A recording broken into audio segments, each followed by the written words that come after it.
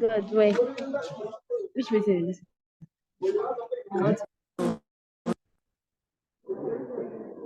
Yeah.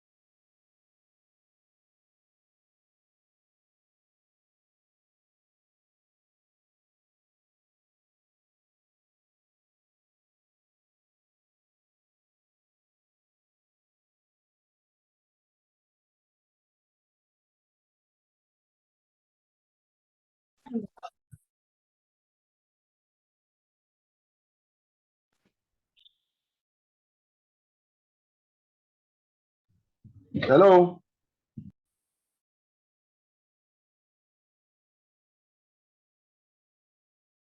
Hello, you're welcome, Dr. Olajobi. Yes, ma'am.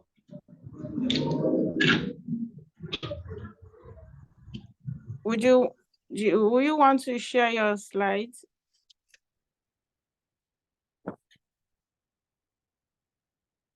Once you're ready, we just start. Others will join us. Okay, ma'am. Okay.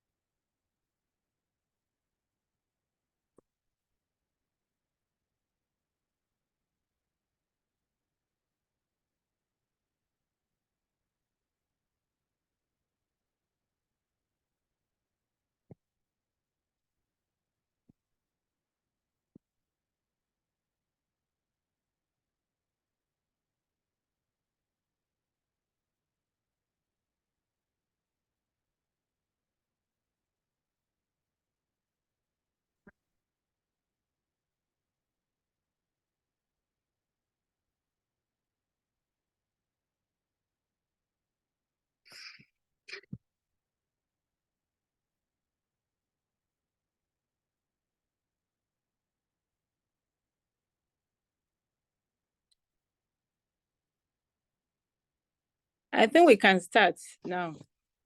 Good afternoon, everyone. You're welcome again to the...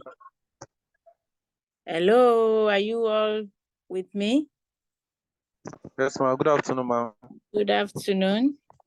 You're welcome to yet another edition of the FAJIM Scholars Mentoring Session. And today's session is going to be taken by our guest lecturer, Dr. Fatai Olajobi, whose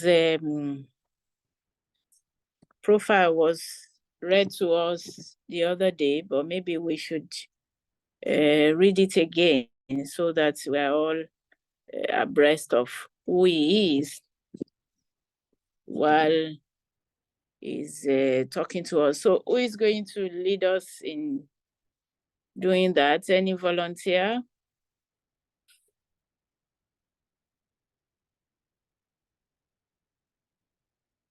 A volunteer to read the profile of Dr. Olajobi.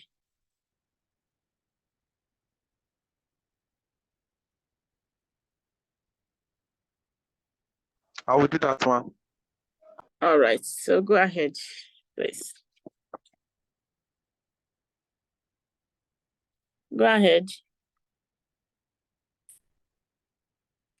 You've seen it posted on the group? Oh, I'm still looking for it, ma'am. Okay, let me... Okay, ma'am. I've seen it, ma'am. Seen it, all right. Okay. Good evening, everyone. So, I'm about to read credentials of Dr. Olajobi. Dr. Olajobi is an accredited trainer and management consultant, a senior partner and performance change management consultant at New Neurons Concept, a change and health management consulting firm that focuses on performance and change management, coaching for career people, amongst other things. As a senior partner, he is also the director of learning at Braining Educare Services.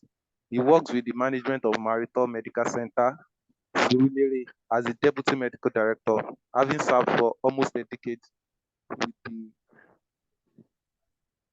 with the Lagos State Health Service Commission as a senior medical officer. The co-founder of the fast-growing The Outlier School, Surulere, Lagos. He is also a member of faculty at Techidia Institute, USA. He facilitates the e-learning of many MBA students for great career success. A trained psychotherapist, he studied medicine at the prestigious University of Lagos and also has postgraduate diplomas in Arabic, psychology, and change management. He sits on the boards of Sidolaf Health Initiative, Lagos, Brainy Educare.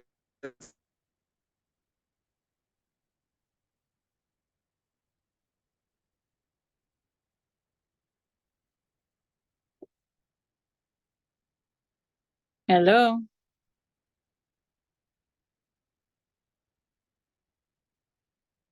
Tumishi.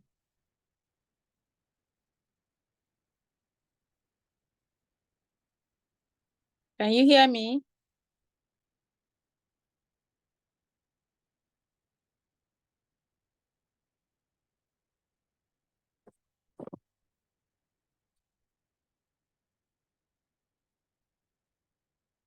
Can you hear me?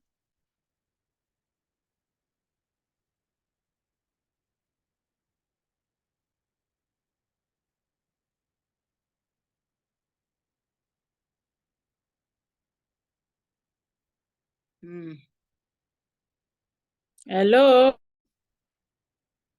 What's happening? Can anyone hear me?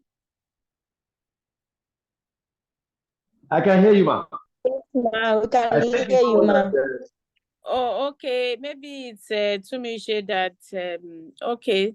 So somebody else should finish up where he got to so we can proceed.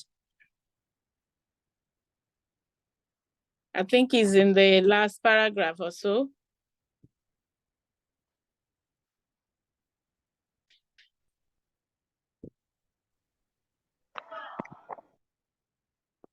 Anyone? Please continue reading from a trained psychotherapist. It's on the group. A trained. Okay.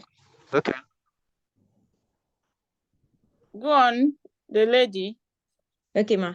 A trained psychotherapist, he studied medicine at the prestigious University of Lagos and also has postgraduate diplomas in Arabic psychology and change management. He sits on the boards of Sidolaf Health Initiative Lagos, Brainy Educare Services, the Outlier School, Surulere, Crest Care Foundation, and several others. He is the author of the motivational maths book, I'm Loving This Maths. With an advanced diploma in human capital management from Unilag, he is the founder and president of Reviving Patriotic Values Initiative, RPVI, a not-for-profit organization that is passionate about youth development and nation building. Thank you very much. Thank you. That was who was that? Is that Moinat or Anifa? Who read? Anifa. Okay, Anifa, thank you very much. So like we said before, that this mentoring session is to equip us with soft and hard skills that we can use to survive the 21st century.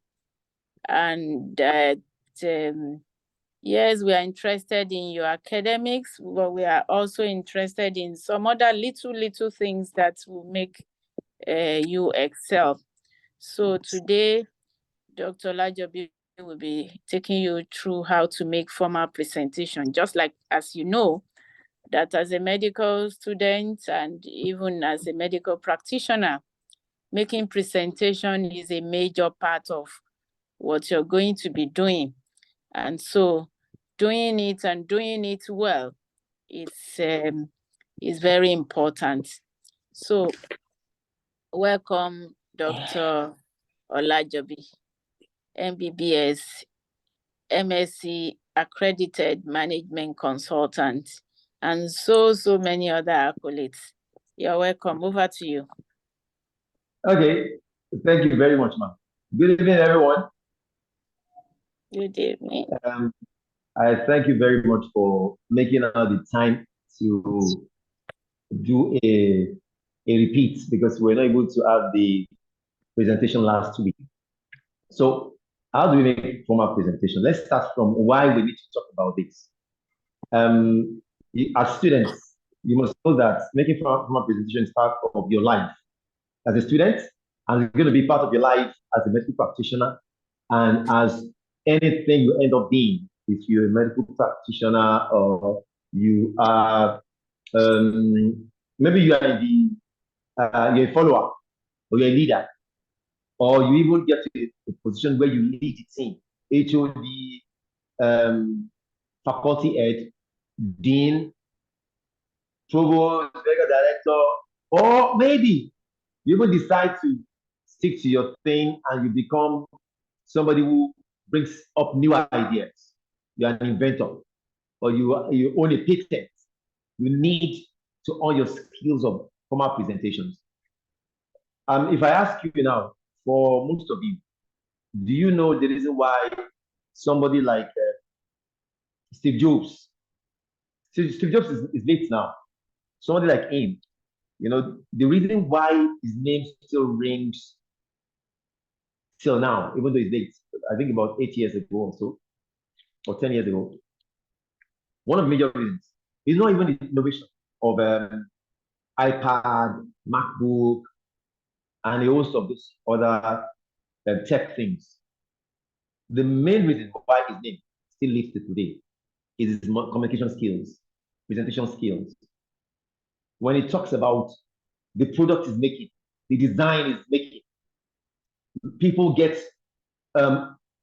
enthralled, they get tied, entangled in the presentation, and after the presentation, they are getting ready their money to purchase the product that he has not even made ready. We have told them about that he's going to make ready.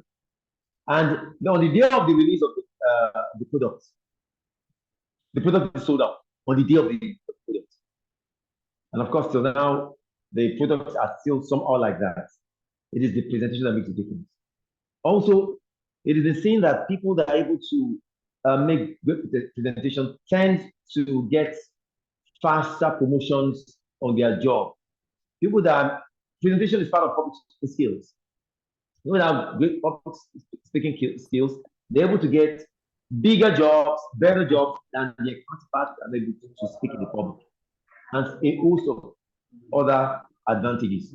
So the first thing you need to do, I'm going to share some tips, about 10 or 11 tips with you on making formal presentations. The first thing is define your purpose. So some years ago, let's say about 9 or 10 years ago now, I was invited to come and talk at in Medila.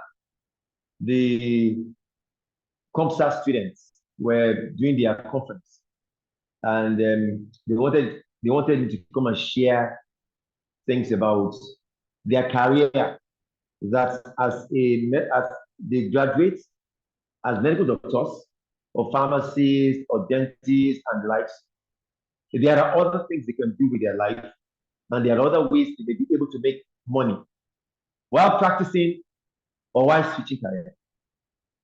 So they had other presentations on that day, and I met 3 other people.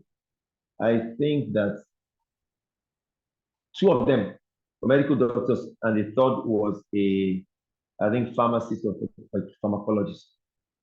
What I saw on that day were people who had stuff to share with the world, but they got the audience, but they couldn't pass their information to the audience because of their presentation skills.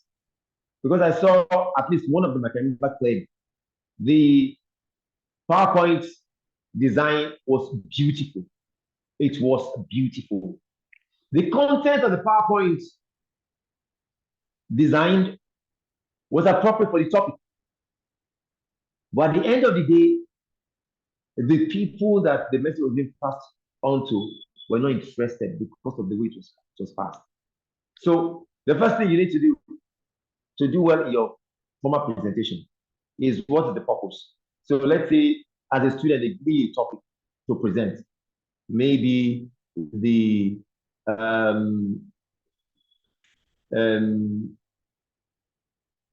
disturbing incidents of premature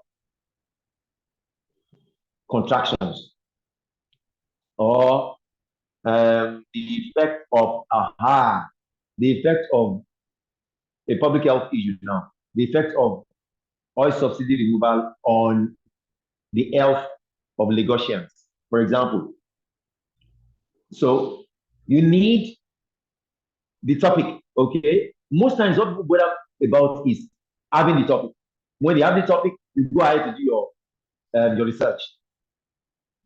That is easy for any medical person. Doing your research is easy. Getting information is easy. What is most asking is, how can you get people to understand what you want to say? And why do you want to tell them what you want to tell them? Your purpose. I've seen cases where people have important things to say, but the people you're saying it to are not into what you're saying. Why do videos go viral, or why do presentations, when somebody makes a recording, people start sharing it, people comment it, why do they go viral? It is because the content of that video synchronizes with the people that are watching it. When you watch a video and it's like, wow, it makes sense. It makes sense. I mean, it's appealing to your reasoning. And what the person is saying looks like what is important that other people are going to benefit from. You just be sharing it. And that's how you're supposed to make your purpose look when you're preparing your topic. It's not enough to have the topic. Okay, they've given me this topic to present. What do I want the people to take away from that presentation? The purpose of your presentation. The next thing is your research. Of course, gather your information. Like I said, is probably the simplest thing to do. Now it's so easy to get information. You can get from Google. You can get from Google Scholar for scholarly articles from journals. You can get, and of course, you may need to pay for some, but I tell you that you can get a lot if you have enough time. You can get a lot of information without paying also. Then you can also get from unconventional um, um, platforms. I mean, ChatGPT, for example, is not primarily for research, but you can still get some basic information from it that you can use for your presentation. You can read books to get your information. All in all, what you need to do is get the information. When you've done that, the next thing is create your outline. How do you want? Because you need to have your audience in mind. And now, who are the people you're going to be talking to? If they are students like you, most times you even have an outline by your lecture. But if you don't have an outline, when you've done your research, you do it extensively. You have various outlines that other people have used to present the topic. There may be basic outline too, but you must have your audience in mind. What do you want them to take away? What are the kind of people? What kind of people are they? How are they likely to be thinking? The time is also important because if you don't have much time, you can't load your presentation too much. You want to, so when we come to this, you are trying to get information and you're also trying to make an outline of what your presentation will look like. You need to divide the content into three. Divide the content into three. Number one, the first part must know. What are the things that the people that will be listening to you must know? Number two, should know. What are the things that it's not compulsory for them to know, but it's very good. Number three is can know. If they don't know, it doesn't matter. However, if they know, it's fine. So must know, should know, can know, or may know. Now, must know are those information that they must know. For example, if you're talking about COVID-19, of course, you definitely want to tell them what COVID is. It's a virus. Okay, you must tell them. You also want to tell them basic signs and symptoms. And these also will be determined by the kind of audience you have. If you're talking generally, if I'm talking to, let's say, as a senior student, you're called by junior students to come and make a presentation about how to make the best use of your time in medical school. So you also have must know, should know, can know, because your time, you can never exhaust the information you're going to give the people that are coming to listen to you. You must also know that the people that are coming to listen to you, they have some level of trust for you. They have belief that there's something you have to say to them that they will be going home with. And so you don't want to fall their hands. Must know the things that they must know about school. Should know things that if they don't know, it won't matter much, but if they know it, it will be very good. May know the things that they don't know, it doesn't really matter, just an added. Okay, this should form the background of your making your outline. Then we'll go to the design. Okay, so I'm not very good with it, but I will still talk about it. I'm not very good at using PowerPoint slides. I'm not. I use it, but I'm not very good with it. It's very good, particularly when you don't know how to captivate your audience with your words. So you don't know how to manage time well. But even when you know how to captivate the audience with your words, if you can still get a PowerPoint design that is good, it will still be beneficial. When you're talking, you want to engage people to see what you're talking about. I'm sorry, my PowerPoint slide is not available. So you want the people to get beautiful things to use to connect to what you're saying. You shouldn't cramp your slides with words. It is called PowerPoint. You just have 3, 4, or 5 things on one slide. Just shocky bits and bytes of information on that slide, and with picture to portray what you are talking about. The number of slides should not be too long. Okay. The next thing is you want your presentation to be great. You've defined your purpose, and your purpose has guided the way you think about your audience. You've done your research, and you have all your information that you want to present to the people. You've also designed, you've also made an outline of the things you want to present to the people. So you've arranged it. You've also designed the PowerPoint in such a way that the people will relate to it. The next thing is this: you're preparing for the presentation itself, and that's the most important part. No matter how beautiful, how comprehensive the content you have, your presentation is, no matter how comprehensive it is, it's important for you to make a very, very believable. You need to engage your people.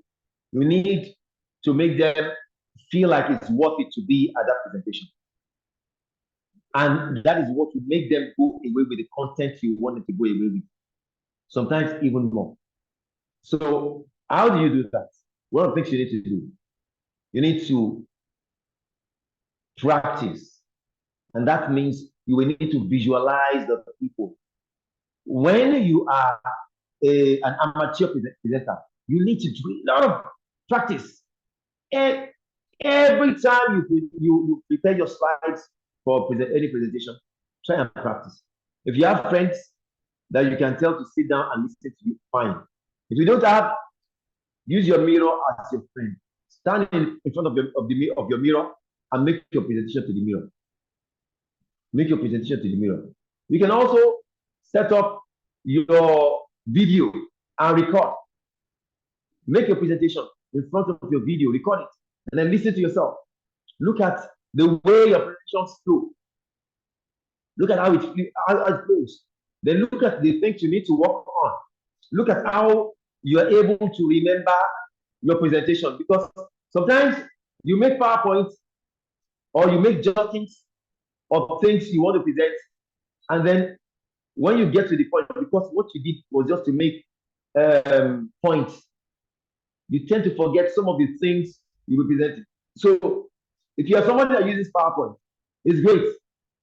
What you must also have is you should also have a sheet of paper or sheets of papers on each of the page of your PowerPoint. If the first page is about the interpretation of the problem, you are going to need a sheet of paper with you where you define or where you explain more. Maybe on the PowerPoint, you wrote a summary of the definition. You have another paper with you where you have the comprehensive definition. So that when you're presenting, if you forget by any chance, you can quickly look at your paper. When you list the, for example, signs and symptoms of COVID-19, in the paper with you, you may have a comprehensive explanation of each of the signs and symptoms. Even though you will have studied it, you will have practiced it, during the presentation, you can quickly look in case you forget. You can, because you're human. So people look at a person like Barack Obama, or look at somebody like Bill Clinton, and they say they are great orators. But it will shock you to know that Bill Clinton used to do rehearsals of his presentation several times before the time of presentation, sometimes overnight. And then we just come and we freestyle, and people say, wow, that was nice. So when you rehearse, you go over your presentation again and again.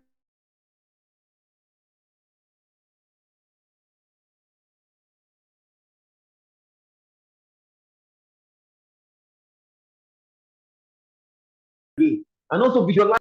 If it's the first time you do a big presentation, it will be good for you to go to that place. Go to the place, if the hall. If the hall is a big hall, you've not presented that kind of big hall before. What you need to do is go to the place and look at the hall. Stand at the position of the podium and imagine yourself presenting to the hall as a school. If it is a smaller hall that you're used to, you may not need to bother yourself. But if it's a new thing, I can remember the first time I was going to present in a big hall. I was invited to Abuja to come and speak to members of a particular station. I mean, when I arrived the day before, the next morning was the presentation. I went to the hall first, look at the hall, familiarize myself with the hall. If I had more time, I would have stood at the podium to imagine me presenting. Of course, you can do that in your room too. Just place a podium in front of you, imaginary podium, and imagine yourself making the presentation. When you do that, because you see, presentation is a mindset. A lot of people do presentations and you don't do it well. And you have good content, but your lecturer is going to mark you down because you didn't make good presentation. And one of the reasons why we make good presentation is you didn't prepare well. You have anxiety. Presentation anxiety is normal for everybody, even for people like us that talk in different places.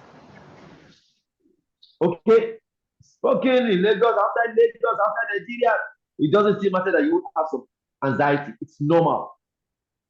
The only thing is you may give it another meaning. People like me, I won't say I have anxiety. I have excitement. Presentation excitement. So, because when you're excited and when you have anxiety, you have the same feelings. You may have cold and clammy hands. You may be sweaty. Yes. Your tummy may rumble. Yes. Your heart may be pacing fast. It can happen. So it's not like there's a problem. It's not like it's fear per se. For some people, it's not fear, it's excitement. For most of us, it's fear. But even when you have fear or anxiety, convert it to excitement. Just tell yourself, because the brain, you see this thing, it doesn't have the power to decipher between what is real and fake. So if you have fear of presenting, maybe they're almost calling you, they're the next person that will be called, and your heart starts beating fast. Just tell, yeah, I'm so excited about this presentation. I'm so excited about this presentation. I'm so excited about this presentation. When you say it again and again, your brain reinterprets it. Not as fear, but as excitement. When you're excited about something, you're going to do good about it. When you have fear or anxiety, you may flop. Your presentation may flop. Okay? You see, the brain doesn't have the power to decipher between what is real and what is fake. Let me explain what I mean to you. When you watch a movie and it ends in tragedy, somebody you love in the movie dies. You're sad. But you know it's a movie. It's make-believe. It's a make-believe. You know it's not real. Right?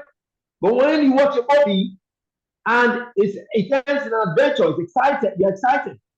Somebody you love in the movie is about to be killed and he was saved and he has the upper hand. You're happy. You're excited.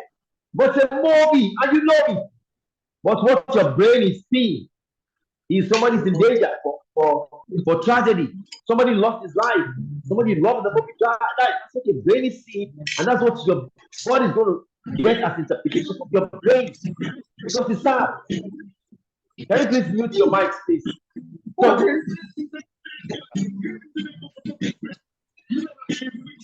So somebody is distracting us.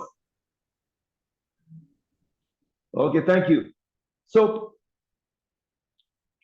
because your brain cannot decipher with what is fake, When you tell your brain something, it believes it. So when you tell your brain, I'm excited, your brain feels excited. You say it again and again. When you say, oh, I'm so scared, I'm not going to do well, you're not going to do, you're going to mess up, except something drastic happens. So when you have anxiety, just calm down. Tell yourself, I'm excited, I'm excited, I'm excited. Wow. Look at the points you want to raise to the people. Look at the points you must do for something in your presentation that makes that presentation worthwhile. That is the point I talked about at the beginning. Look for something in your presentation that makes that presentation worthwhile. That's going to make people feel, oh, what that person said. Oh, what that person said. And they may even want to make you come back to make the presentation again. Even if it's a class presentation, your lecturer will always be happy because you made a mark during your presentation. So you need to tell yourself you're excited because there's a good information you want to pass on to the people. So when you're preparing for your presentation, also you make rehearsals, and that's what you have in mind. It's going to make them excited. They're going to gain some information, even if it's something you know everybody knows before. There's one perspective you want to drive into them. Either you want to change their mind about something, you want to add value to them as to one information that they don't had before about the topic. All right. So having talked about practice, it is important to also talk about engaging the audience. I talked briefly about that, but let's talk about how practical it is engaging the audience. You need to, if you have your paper in your hand, you must have practiced it again and again, so that you will not be reading like a newscaster from your paper. You look at it for points and you start talking. When you're talking to your audience, you must look at them eye to eye. If you think, okay, you have some fear, maybe because it's a class presentation, you know somebody that doesn't like you in the class. I'm just giving an example. And then the other gives you some fear, which you have to raise a bit. Don't look at the person's face. Look for the person you like in that class, that likes you, that respects you, so that you can look at somebody and you can give a smile intermittently. Or otherwise, look at their scalps. People will not know you are looking at their scalps. They will think you're looking into the eyes of some people. But if you don't look into the eyes of people, you will look like a liar. I will say that again. If you don't look at the eyes of your audience, you will look like a liar. You're looking up and you're talking. It doesn't look like you even believe in what you're saying. And this is one of the things that doesn't make people feel it. When some people make presentations, they don't feel your presentation. They will feel your presentation when you're looking at them. You also need to engage your audience by gesticulating. You need to move your hand once in a while. You may not need to move it as much as I do, but you need to move it once in a while. Then also, even though this is a virtual presentation, it's good sometimes to stand up, even though it's virtual, if you need to demonstrate something. But when you're presenting in class, you can't stand at a point except you're using the podium. When you're using the podium, you move right a bit, left a bit. When you stay in one point, sometimes your audience becomes dull and they become sleepy. They become dull and sleepy, and they will not get the information you're passing on. No matter how important the information is to them. If that information is important to save their lives, you have wasted the time for them. So you need to engage your audience. You need to gesticulate at times. You need to move. Okay. You also need to reduce filler words.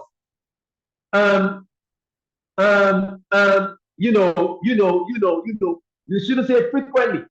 You say it frequently, it shows that you lack content or you lack communication skills, because you have the content maybe, but it shows first that you don't have content. You say, it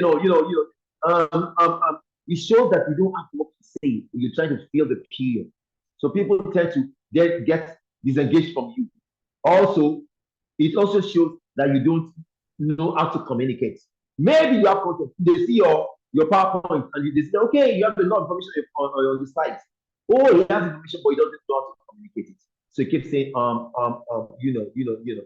so that the time will be used. So you need to reduce filter what as much as possible. One thing I forgot to tell you at the beginning is to engage your audience, you need one thing. That's the most important thing. You need that power from your mind, your mindset. You need to have the growth mindset. When you want to make a presentation, don't be afraid of making mistakes. When you want to make a presentation, don't be afraid of making mistakes. Because the greatest people in history, they've made mistakes. Even during presentation, some of them have made mistakes. So it's no big deal. If you make a mistake, correct yourself. Oh, what if I make a mistake? It's okay. You're not God. Only God is He who doesn't make mistakes. You're not perfect. So if you make mistake, correct yourself. But when you feel you're going to make mistake, you're more likely to make mistake. When you feel that make mistake is fine, I'll correct myself. Most times, you will not make mistakes. So you must be empowered. The way you're empowered is when you're fearless. So when you're going to talk, you need the mindset that I'm going to just impress these people. I'm going to pass the information across and they're going to get it. In fact, when I go on to make presentations, I tell myself, you're making this speech like a pitch. Every speech is a pitch. Every speech is a pitch. I talk and I expect that there'll be people that will say, wow, I want to hear that man again. That's the way I talk. Because I have information to pass. So you must know that as the world is, you're not happy with it. Even the health sector, you're not happy with it. What can you do to add value to it? That's why you need to talk. That's why you need to make presentations.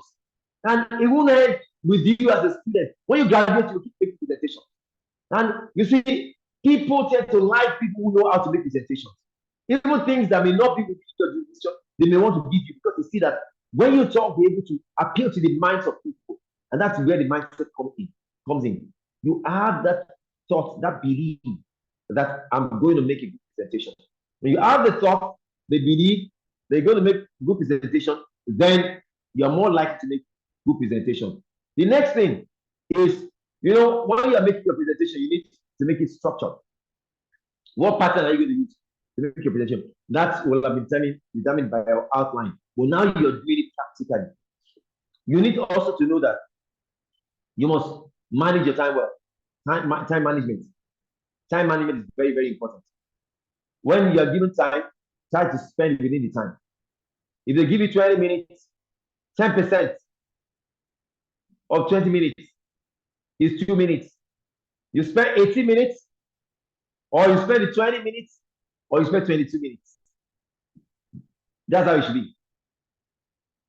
If they give you 40 minutes, you spend like 45 minutes. Usually, try and stop on 40 minutes. 40 minutes. Try as much as possible to stop on 40 minutes. And now, I don't know how far my time is going now before the time is overspent, because I think I have 45 minutes to talk, but this is 5:49 already. Ma'am, do I still have some time to talk? I want to round up now. Yeah, go on. Okay, ma'am. Thank you, ma'am. So, your time, you need to manage your time. One of the ways to manage your time is what I do most times is I tell the people that have given me the presentation how many minutes. It's 20 minutes, okay, fine. Please, when it's 10 minutes, let me know. When it's 15 minutes, let me know. When it's 2 minutes to the end, let me know. And then before they give me time up. Because it will help you when they just give you the paper and say it's time up. Because sometimes you maybe give additional information, and even the people, they're excited and they listen and they're enjoying it. And then suddenly, the coordinators will tell you that it's time up. And you didn't realize it. Because sometimes we lose track of time as presenters. And that's why it's very important for you to have time with you when you're making presentations. When you present, don't forget, whatever it is, whether it's your student presentation or you go on an outreach to outskirts and you're doing presentation to the people about their health, you must time yourself. Then you need, I told you, must know, should know, and may know. That means that you should put the things within the time. And when as you're presenting it, you know how your time is spent, how your time is going, and how you're going to drive the attention of the audience. Your audience can have can get distracted. Okay, this is a virtual talk, and I just assume that everybody is giving. I'm supposed to be asking questions from time to time, and I'm asking questions now. Talked about some tips before I round it up finally. I mentioned something that I didn't start with at the beginning, and that's what I started with. That's the most important thing for your for formal presentations. Can anybody tell me what it is?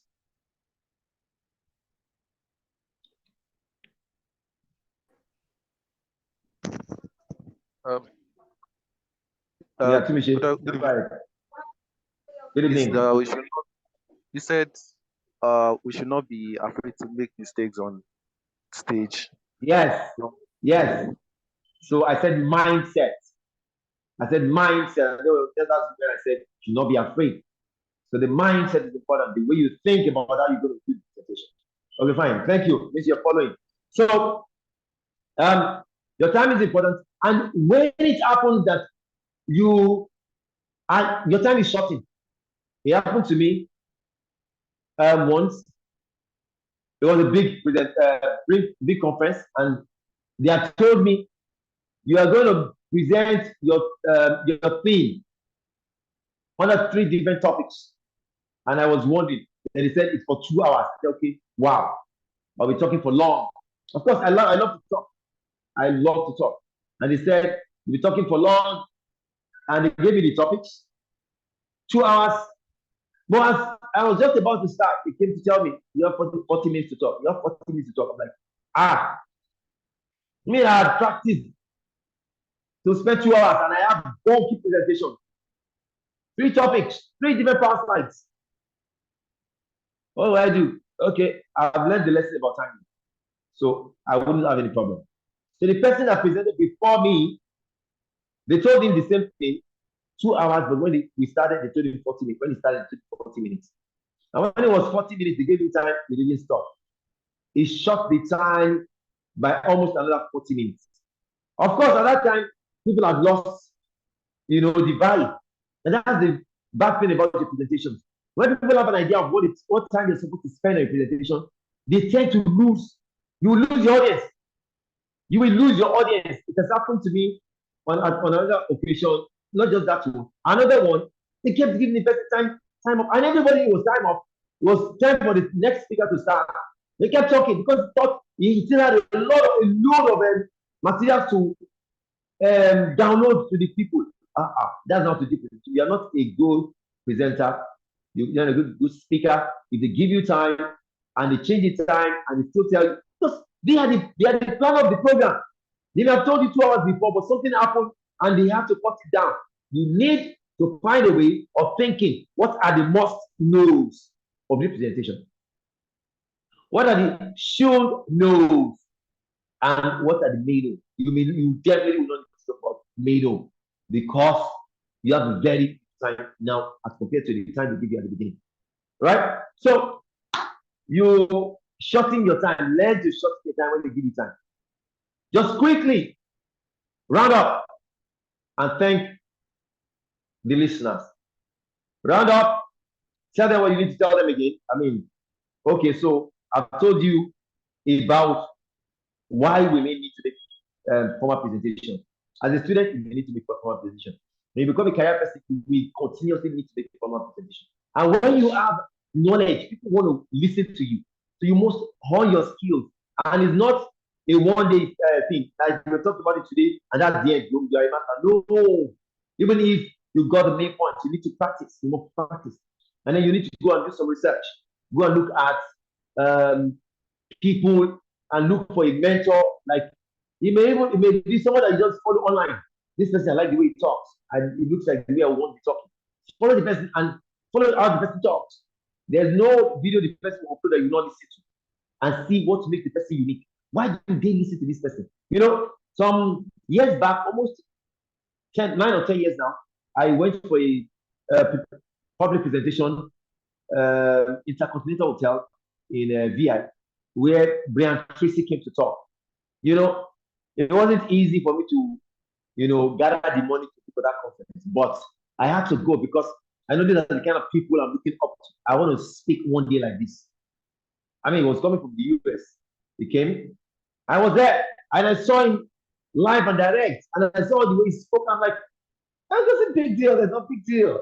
So when you see people you look up to and you listen to them frequently, with time, you imbibe some of their skills, or you learn the way you're going to do your own, or at least you tend to see that they're humans like you, and you can do like that or even better. When you have the mindset, you're going to develop anything. Any skill is easy for you, it's possible for you to develop. So purpose, after purpose, do your research. After your research, the next thing is to make your outline. Okay, create your outline. The next thing, design your PowerPoint. After that, practice and practice and practice. Also, I said you should learn to engage your audience. Then structure your delivery.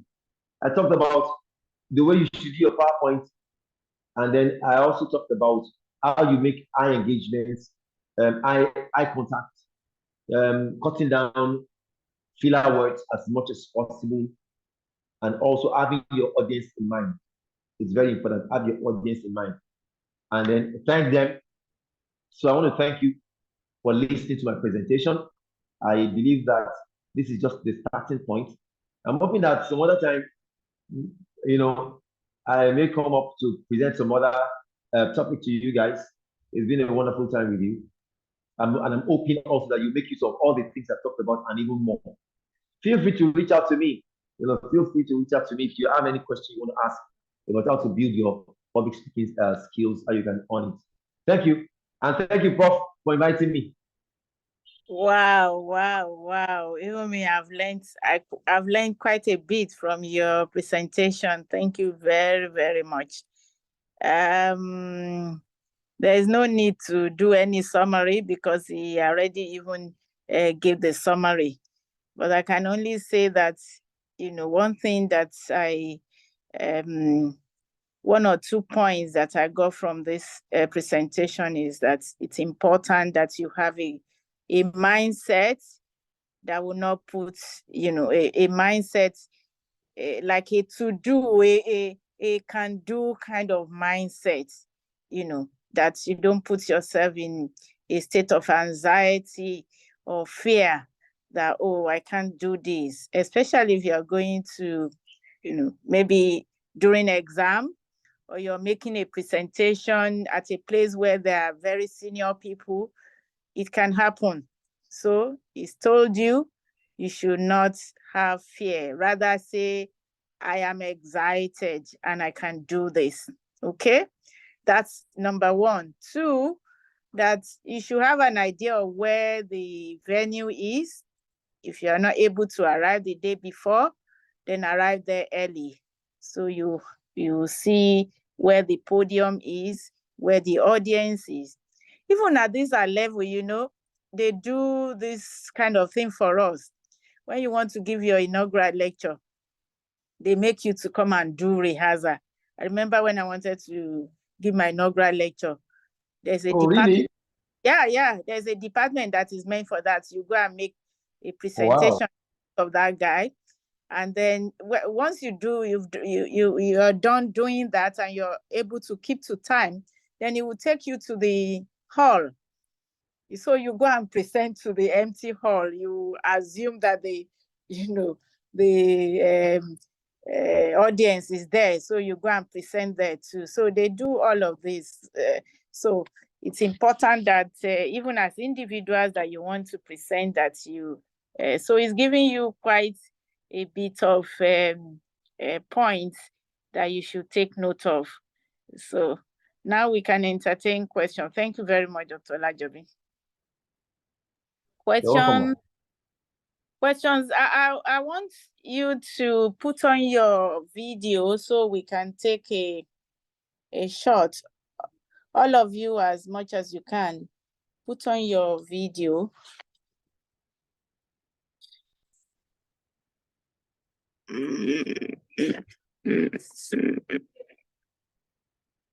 Hello, who else? Put on your video. Dr. Olajobi, please put on your video too. Okay, sorry.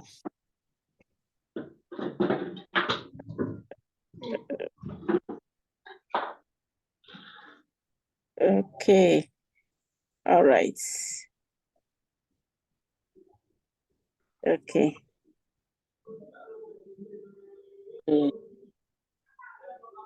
I need to put you on, what's it called now? All right, thank you very much. Okay, so questions? Answer, cookies. Questions? You should have questions or comments. Don't be afraid to make mistake. Yeah. And all of them are saying thank you. May God bless you abundantly for this valuable presentation. And maybe the next one we will talk about is how to make formal, other means of communication, especially when people want to, when they send email or they send SMS. A lot of people don't know how to, it's the same way that they do on social media that they want to do when they're replying email or they're sending email. I'm sure one of these days we're going to bring someone to talk about that as well.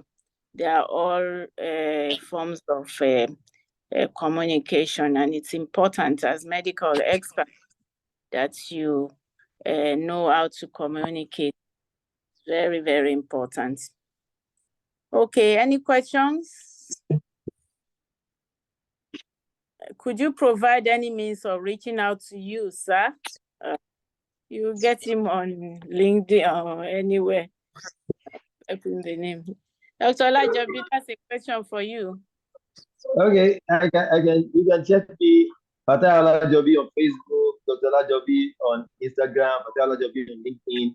I'll share my phone number too, if that's allowed, ma'am. Is that fine? Yeah, of course. Because we encourage as much as possible when we bring facilitators like this, that they're able to, that our scholars, they're able to have access to them and use them as their mentors. Just let me know that you're from FAJIM. Just when you send your message, you say you're from FAJIM, and we'll pick it from there. Okay, any more questions? If there is no more question, and one of the scholars, do a vote of thanks.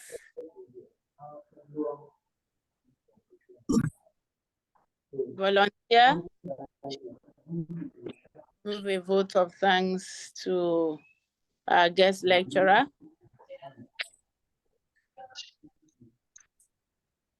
Thank you very much.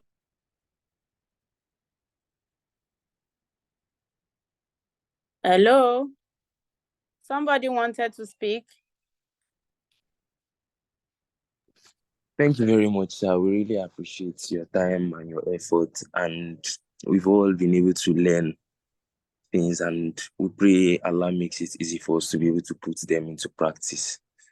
Once again, we thank you very much for your time, and thank you very much. Okay, thank you, Naim, for moving that.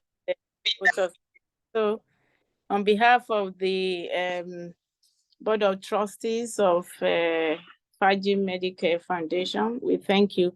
You know, this kind of talk, if you give it outside, it's big money. So we thank you for doing this for us.